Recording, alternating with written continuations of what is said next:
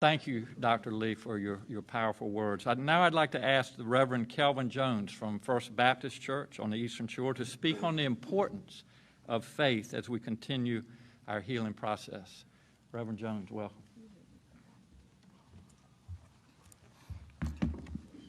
Thank you, Governor, for extending the invitation to be here today. As we gather today, we must admit that Virginia and America has seen better days. We are a country and a commonwealth that is divided. We are a country and a state with a horrific wound, and we have exceeded the use of a reasonable amount of Band-Aids to cover up that wound.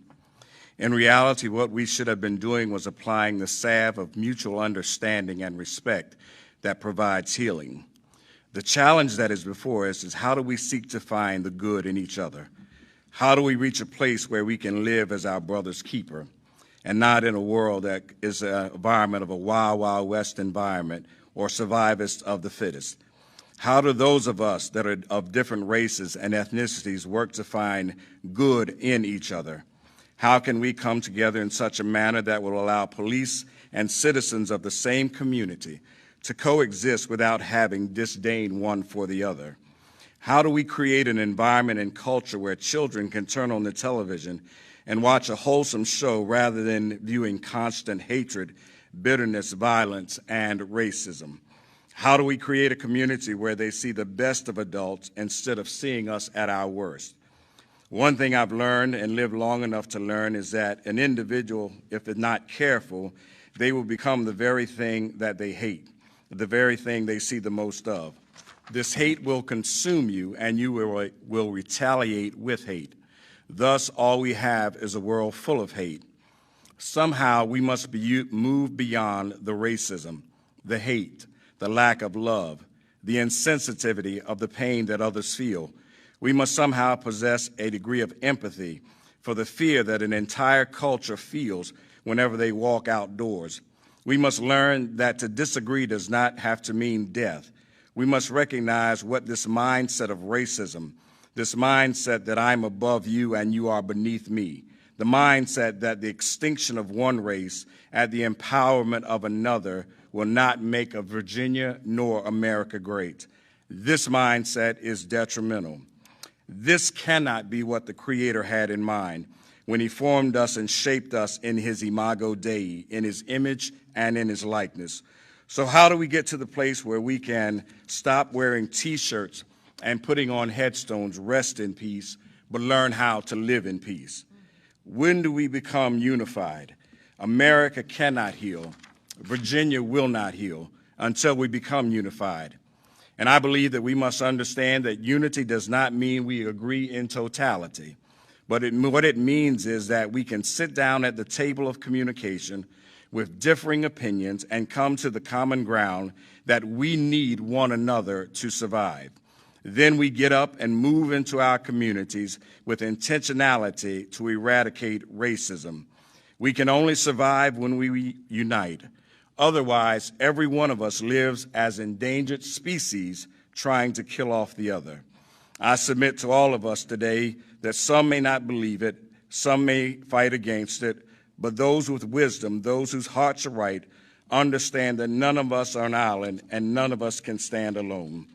Virginians, I say to you, we cannot continue the hatred. We cannot continue the racism. We cannot continue to destroy one another. We cannot continue to destroy our communities. As a person of faith and a leader of a congregation of people of racial diversity, the question has been posed to me, where is God in all of this? And the response is that God is where He has always been, waiting to do what He always does, and that is heal people and heal circumstances when we learn to lean on Him, trust in Him, and pray to Him. The question now becomes, is moral legislation what we need? I don't know. We have plenty of laws on the books that we haven't learned to enforce properly. Is more police training what we need? I don't know.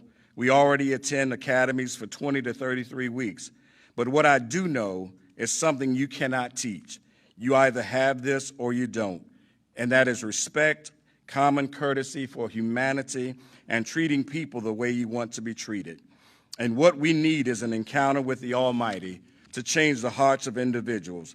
He is the only one that can drive out hate, racism, and bitterness and give us hearts for the people that we are elected to serve and hearts for the people that we took an oath to protect and to serve.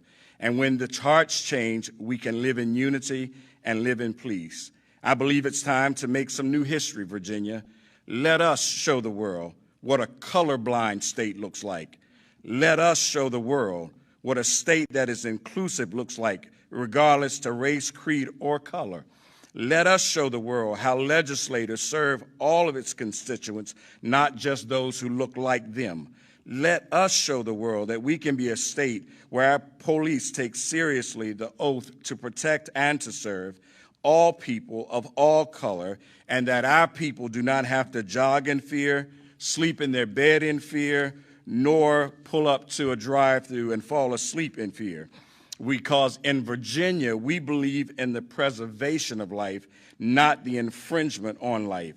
And Virginia, as a Commonwealth, I believe if a little church in the most impoverished county in the Commonwealth has learned how to be unified and live peaceably and worship together at the most segregated hour in America, then we as a state can now model what the Creator desires of all of us, and that is to live peaceably with one another.